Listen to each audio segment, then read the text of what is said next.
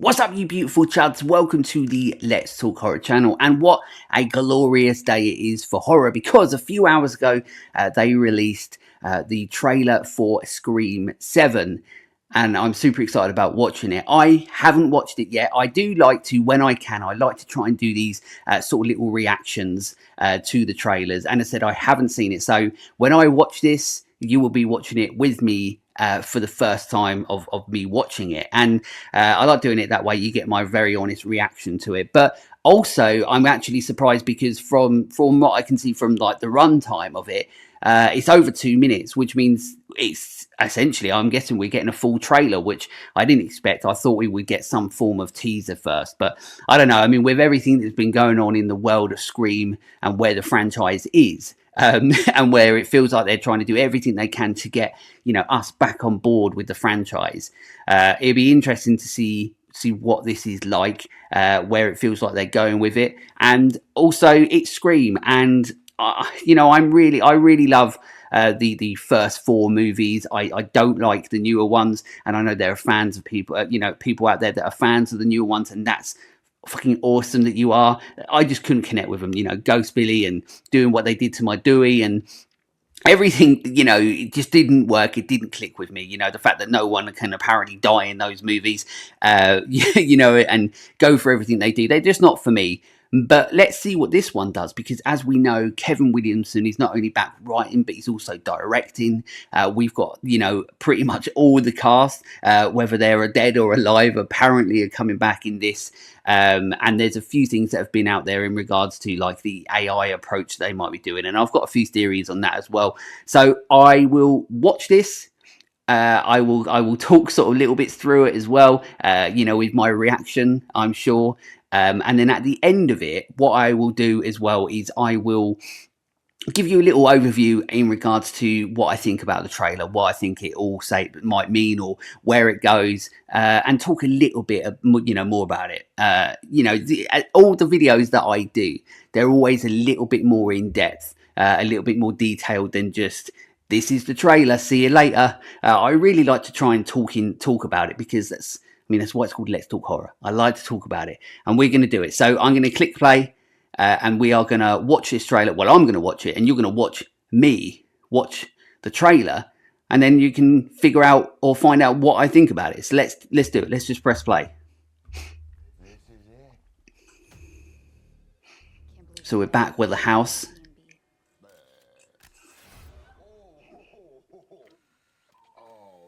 They must have got that from like Spirit Halloween or something. It looks better than the Spirit Halloween ones, to be fair, doesn't it? But there's the real one. Nice. Oh, it's hanging around. No. I mean, that feels like the opening, right? So maybe they're like the ones that are going to die straight away. Or is there a twist? We never know with Scream and Kevin Williamson. Sydney's back. Thank God.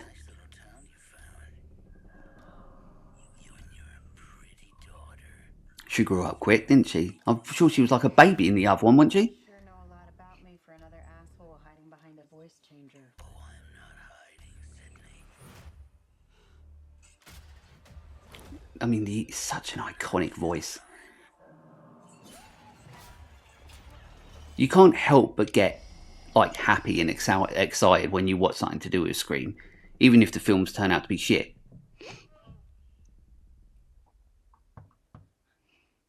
Oh, we all know what's going to happen here. Don't put your head to it. I want to be a fighter like you. If you hurt her, I'm not going to hurt her until you're here to see it. let's unmask this fucker. Oh, there she is. Oh, Gale Weathers. For just being near you. Some of the Core 4. It's no longer the Core 4. Is that what they were called? Can't remember. Listen to me. He's trying to find another way in. We're gonna do this together. You're gonna have to shoot him through the wall. Where? To the right of the door. Shoot him now! Do it now! Remember though, you got to make sure they're dead. He's dead. You need to make sure you shoot him in the head. Told you. Never dead. Nice. No, not the house. Obviously, it's not real, but don't burn the house down. And then there was a bit of Matthew Lillard at the end there, wasn't there? There was a little bit of Stu Macker at the end. I mean, it's exciting, right? It's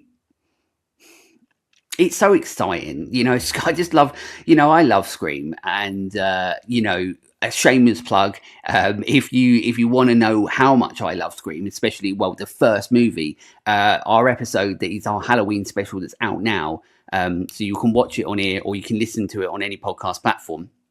I'll get over the shameless plug in a minute, but you can go and listen to how much I truly love Scream. The first movie is so monumental to me in regards to like my love for horror, but also you know, for me on a personal level as well. I just truly love Scream, and I love Wes Craven and what he created, and that's why I'm excited about this, irrelevant of this trailer. That's why I'm excited about this, because we've got Kevin Williamson writing, we've got Kevin Williamson, you know, who's been such an integral part of what Scream is. He is directing it.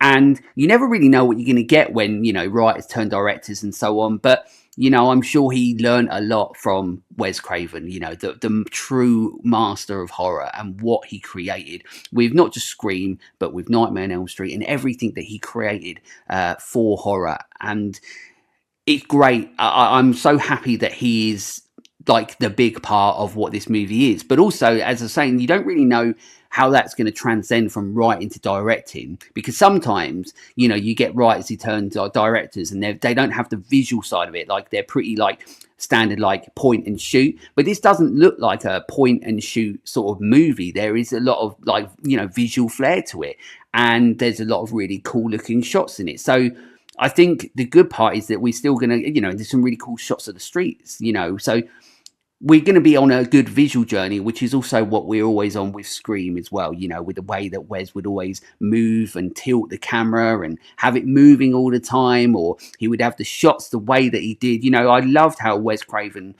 you know, had his movies look and the way that they were shot. And it's interesting how when I was watching this, it did remind me a lot of Scream 4, which, you know, before the newer ones was definitely out of the Wes Craven movies, definitely the more, you know, darker in tone, more horror-esque sort of, you know, out of the 4 Scream movies that Wes did.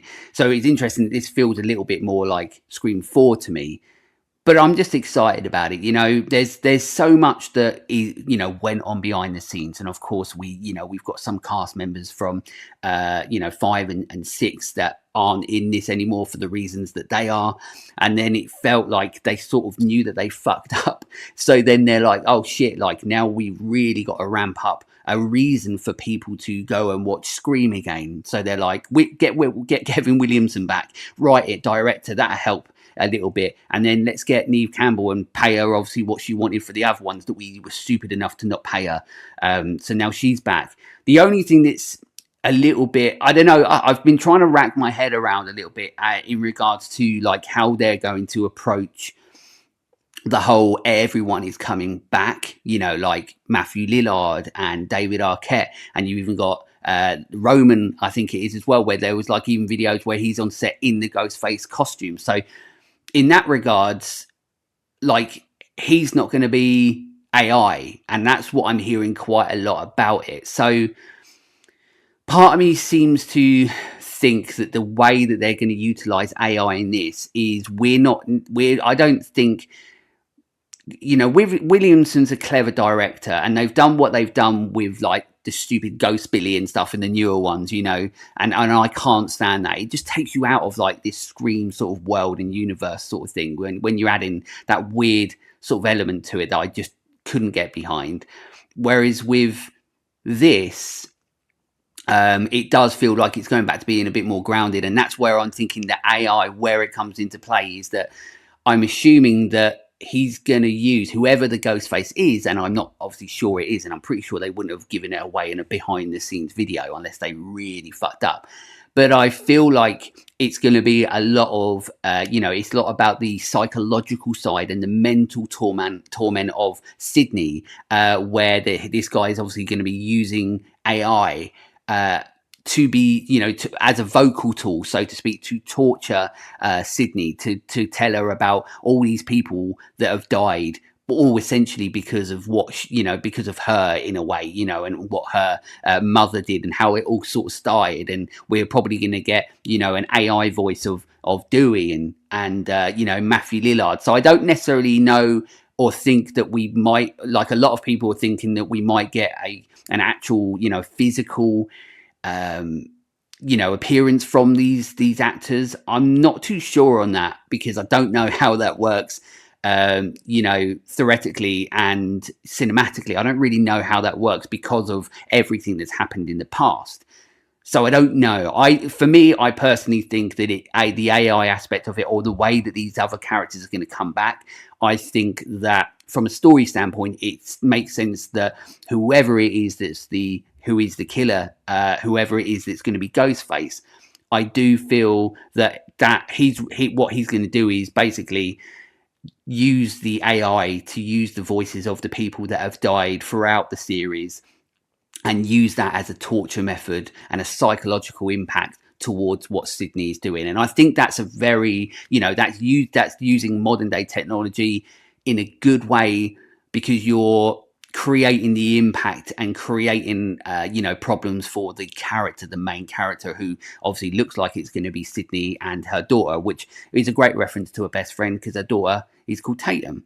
Although it is a little bit weird. I could be wrong, and you can let me know in the comments, but I could be wrong. But I'm pretty sure in the last one that we saw Sydney in, her kid was like literally like a baby in a pram. I could be wrong. So I don't really understand how time jump in age works in the Scream universe. I don't really know, because that seems a little bit weird that she's like properly grown up. But I could be completely wrong. She might have had 2 kids. I don't know.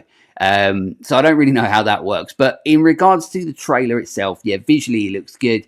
The fact, it's the pure iconography and the pure joy. Like, I mean, I might have not done it, but when I was sitting there, like, I know in my head I was at least smiling. I don't know if I was when I was watching it, but it just, it's Scream, and it's Ghostface, and it's Sydney, and it's Gale. We have these characters that, that I grew up with, and we have, the legacy of what Wes Craven and Kevin Williamson have created before. And I truly hope that this movie is like the return to form that I would like it to be, but I think a lot of people would like it to be.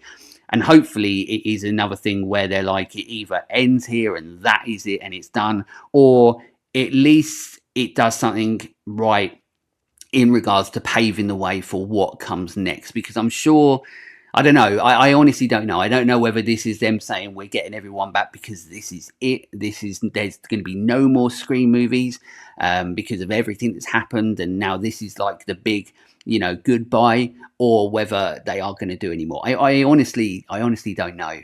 But the trailer, it looks good. It looks fun. Of course, it's a trailer. They probably gave away more than they should do.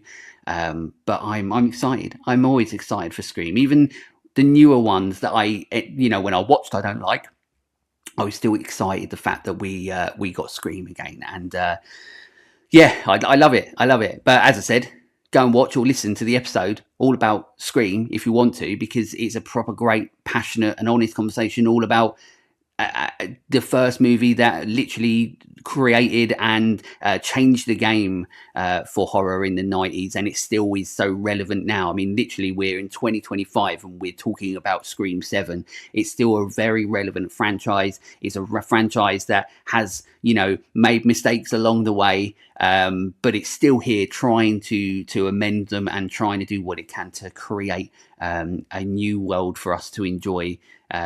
We're with familiar faces, and I'm very excited about it. Let me know in the comments what you thought about the new Scream trailer, whether you're excited, whether there was little things that you noticed that I obviously clearly didn't notice, what you think is gonna sort of, story-wise, anything that you think about or anything that you want to talk about in regards to this new trailer. Let me know in the comments. And of course, please make sure, if you can, and if you haven't already, subscribe. And also you can follow us on all the socials as well, Instagram being our main one that I post. But yeah, it's Scream 7. I would have watched it even if I didn't watch this trailer. But this trailer has definitely made me more excited about the movie, and hopefully it has done with you as well. But until next time, stay creepy, fuckers.